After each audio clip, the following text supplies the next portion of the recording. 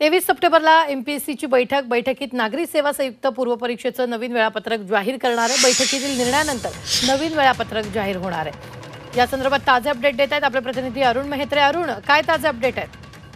गेल्या महिन्यामध्ये पुण्यात एमपीएससी करणाऱ्या विद्यार्थ्यांचं आंदोलन झालं होतं। एमपीएससीची पूर्व परीक्षा आणि इंडियन बँकिंग सर्व्हिसची परीक्षा एकाच दिवशी आली आणि त्यामुळे एमपीएससीची परीक्षा पुढे ढकलण्यात यावी या मागणीसाठी ते आंदोलन होतं। आमदार रोहित पवारांच्या नेतृत्वाखाली आंदोलन झालं आणि एकूण विद्यार्थ्यांचा दबाव आणि आंदोलनाची तीव्रता लक्षात घेऊन राज्य सरकारनं किंवा आयोगानं ही तारीख पुढे ढकलली। मात्र त्यानंतर नवीन तारीख आयोगाकडून जाहीर करण्यात आलेली नव्हती आणि त्यामुळे विद्यार्थी सगळे हवालदिल होते।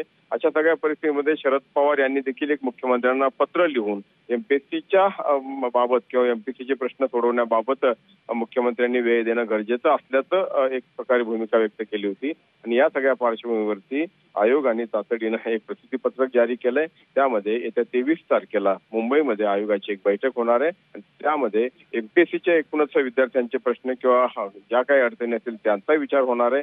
त्याचप्रमाणे नवीन जी संख्या पदांची संख्या वाढवण्यात आलेली आहे, नवीन मागणीपत्र आलेली आहेत त्यांचा देखील समावेश करण्याच्या दृष्टिकोनातून विचार विनिमय होणार आहे। अगदी अरुण, धन्यवाद ताजे अपडेट देण्यासाठी। आम्ही वेळोवेळी तुमच्याकडून या संदर्भातले ताजे अपडेट घेत राहणार आहोत।